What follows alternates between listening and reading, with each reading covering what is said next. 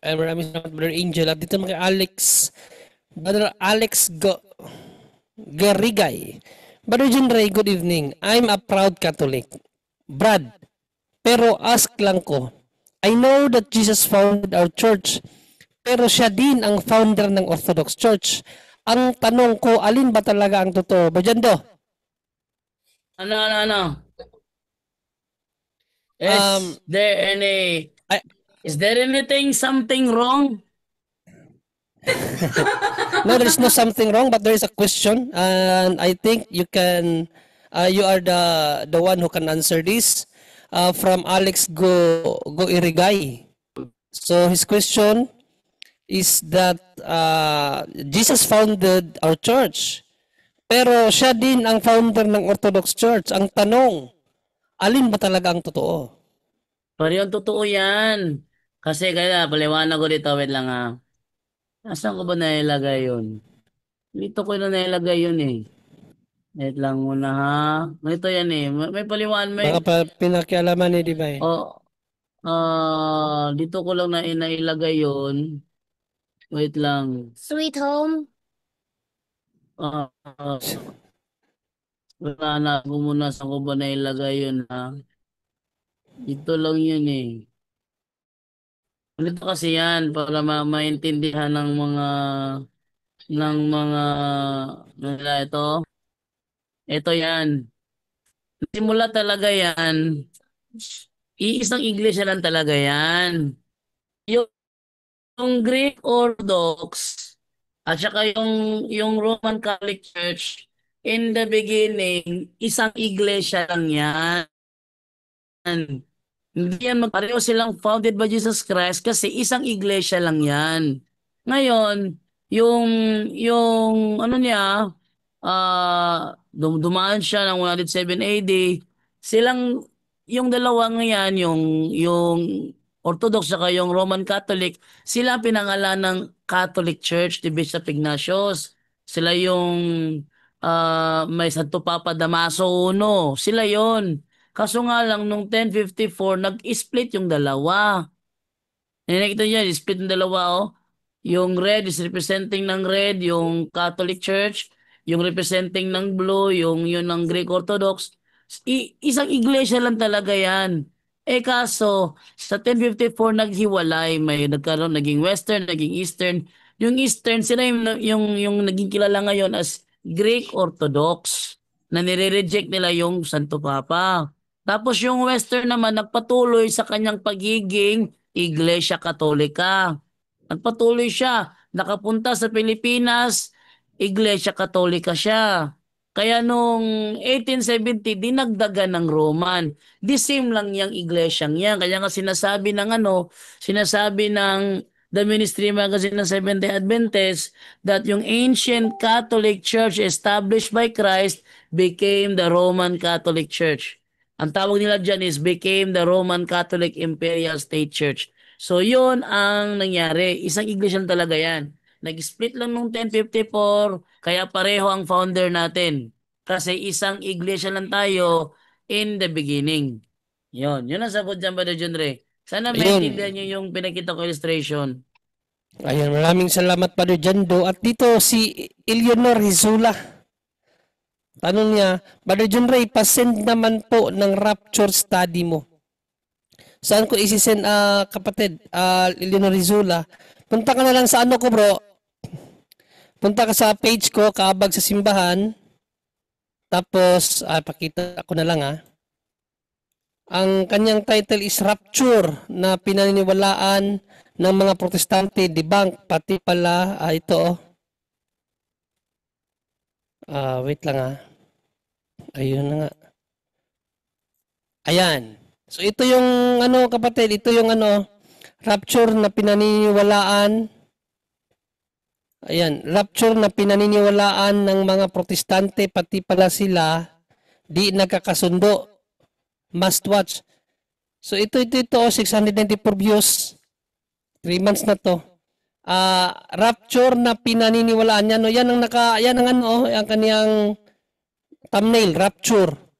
Madali mo siya makita. Ipunta ka sa halimbawa punta ka sa dito sa ano ko, sa kaabag sa simbahan, tapos videos, no? Videos, punta ka sa kaabag simbahan, tapos videos, scroll down mo lang, hanapin mo yung rapture na ano. Mayroon yung thumbnail na rapture eh. Hindi ko alam kung Ano saan ba ko rin siya dyan, Re? Yung, di ba merong search dyan? di, Iangat mo. saan? Wait. Hindi ko alam eh. Yung katabi ng store, Ito. oh yan, Okay, itay mo yung dito. rapture dyan, itay mo yung Oh, rapture. itype mong rapture dito, bro. Rapture. Lalabas yun. Sige daw. Rapture. Ayan, dito. Ayan, oh. Are you ready for rapture? Dalawa yan eh. Ito yung live sa punto por punto ko kasi tinapik to. Tapos ito naman yung ano, yung uploaded na. Yung cut na videos tapos in-upload ko lang. So dito pala, i-type mo lang rapture dito kapatid. Oh. Salamat ba dyan do? Pinirapan ko pa sarili ko. Punta ka sa Kaabag Simbahan tapos dito mayroong nakalagay na tawag dito search. Tapos dyan sa search, i-type mo lang rapture. Rapture. So yan, nilabas na siya, rapture. Yan oh. Dalawang video lang yan eh. Okay kapatid, yan lang ang gawin mo. Hindi ko kasi alam kung friend tayo sa Facebook, hindi ko alam kung saan ko isi-send. So punta ka na lang sa Kaabag sa simbahan tapos type mo sa search bar yung rapture. Yan. At may tanong pa dito kanina eh. Sige ba Next dyan, ikaw naman question dyan dito bro. is from Nikki34. Sabi ni Nikki34 is, good eve, tanong ko lang po kung meron ba kayong nalaman na Iglesia ni Cristo Binanwagan na kulto. Doon kasi ako nabinyagan nung bata pa. May alam kayo dyan? Iglesia ni Cristo Binanwagan? Naalin ba dyan do? Iglesia ni Cristo Binanwagan, may alam kayo dyan? Ano ba? Lang alam dyan. Wala kayong alam? Pareho tayo, walang alam dyan. Dito Okay. na lang kay ano ba dyan do? Kay Momo Anlobo. Kay Sister Momo Anlobo. Bro Jun Ray, may verse ba sa Bible na ang taong nagsasabing sila'y ligtas na ay sinungaling? Mayroon sort of ano, pero hindi ganyan talaga ang pagkasabi. Sa ano, sa Hirimayas yata yun, parang ganyan.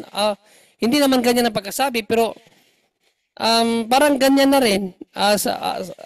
Jeremiah 7 ba yun? Wait lang ha. Jeremiah 7:10-11. To, nagsasabi sila na ligtas na sila, tapos gumagawa pa ng kasalanan, galit na galit si Yahweh. No? Ito basahin natin kapatid ha. Jeremiah 7:10-11, ito ang ating mababasa. Ayan. Ginawa ninyo ang aking kinamumuhian. So kinamumuhian daw, no? Ginawa ng mga tao nito ang kinamumuhian ni Yahweh. At pagkatapos, haharap kayo sa aking templo at sasabihin ninyo, ligtas kami rito. Yan. So, galit na galit si Yahweh pag ganyan, no? Bakit siya galit? Bakit? Ang tahanan bang ito'y mukhang lungga ng mga magnanakaw? Nakikita ko ang ginagawa ninyo. Akong si Yahweh ang nagsabi nito. So nagagalit si Yahweh, yung mga nagsasabi kapatid na ligtas na sila pero gumagawa pa ng kasalanan. Tingnan mo yung mga Baptist. Ligtas na kami, once saved, always saved. Kung tinanong mo si Rian Puentes, nagkakasala ka pa ba? Yes! Sabi ni Yahweh, galit na galit. Sabi dito, sabi natin na, bakit? Sa Jess muna, ginawa ninyo ang aking kinamumuhian at pagkatapos sa harap kayo sa aking templo, sasabihin ninyo, ligtas kami rito? Ano bang kinamumuhian ni Yahweh Barjando? Yung ano, Kasalanan. nasa ano yan? Nasa Kawikaan 6:16. Kawikaan 6:16. Tingnan natin, Kawikaan 6:16. Ano bang kinamumuhian ni Yahweh? Basahin natin. Ang kinamumuhian ni Yahweh ay 7 bagay, mga bagay na kanyang kinasusuklaman. Ibig sabihin, yung mga kasalanan, kapalaluan, o sabihin mo ligtas ka na, kapalaluan yan eh. No? Kasinungalingan at mga pumapatay sa walang kasalanan. pusong sa kapwa'y walang mabuting isipan, mga paang ubod tulin sa landas ng kasamaan. Ibig sabihin, galit si Yahweh sa mga mapupusong. O ano yun? Kapalaluan, yung Yung mapalalo.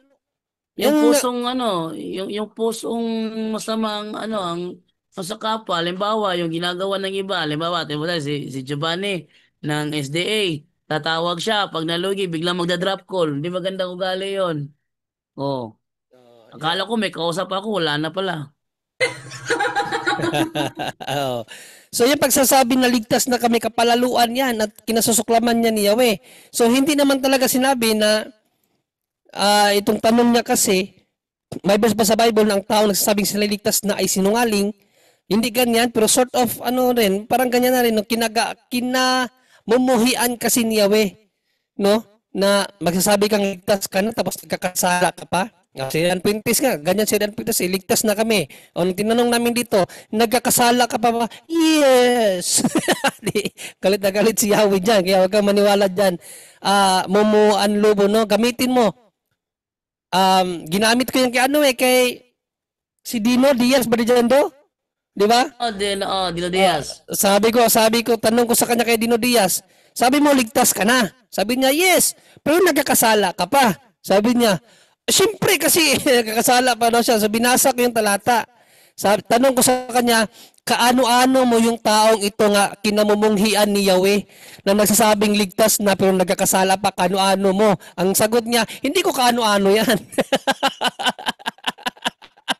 Hindi daw niya kaano-ano.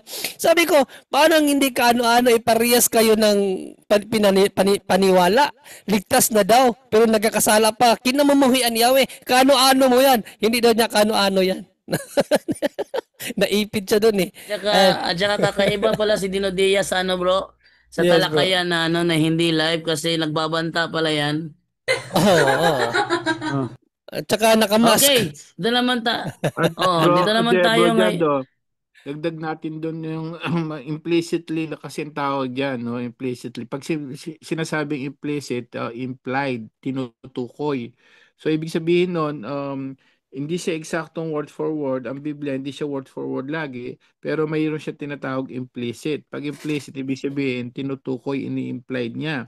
Ito yung pwede rin nating i-ano sa mga nagtatanong sa kanya, bakit hindi pwede yung sabi mo ligtas ka na? Dahil ang mga taong nagsasabing ligtas na, kontra dito. Mateo 24:13 nga bro Jando. Delikado yan. May kondisyon ng Diyos dyan. Hindi pwedeng sabihin mo agad-agad dahil wala ka pa sa langit. Wala ka pa. 24:13. Sabi ng ating Panginoon sa Kristo, yan ang kontra yan dyan. Implicit yan. Yan ay in-implied na hindi mo pwedeng sabihin kasi may kondisyon ng Diyos bago ka maligtas. Sabi ganito, ngunit ang mananatiling tapat hanggang wakas ang siyang maliligtas. Oh, sino magiging maliligtas, bro? Ang makapanitili. Maliligtas. Sabi mo ligtas ka na yung present present tensing sa iyo Ayan, future pa lang Manatili ka muna hanggang wakas. It implied. Pero kaya pag sinabi mo ligtas na ako, sabi ni Jesus, manatili ka hanggang wakas ng buhay mo Saka ka palang maligtas So, kontra yun doon. So, yun ang sinasabi implied na pag sinabing ligtas ka na, sinungaling ka. Dahil sabi ni Jesus, manatili muna kayo hanggang wakas. So, implicitly implied, ibig sabihin, tinutukoy dyan yung mga nagsasabing ligtas na. Dahil maraming mga nakapagsisi, nakapagbalik loob, pero nagbalik sa kasalanan. No, so ang dami kayang ganyan. Mga 'di ba sabi nga sa aklat ng Juan 15, yung naliwanagan na, ngunit hindi sila nanatili, puputulin. No? Pinuputol 'yon at yung sanga, sabi nga sa sanga na pinuputol at tinatapon sa apoy 'yan. So implicitly implied, yes, mayroon siya tukoy yun. Hindi mo pwede sabihin ligtas ka na ngayon habang buhay ka dahil dapat manatili ka hanggang wakas ng iyong buhay. Doon ka palang maliligtas. Yun po yung dagdag natin, Bro Jando. Maraming salamat, Father Angel, sa dagdag. At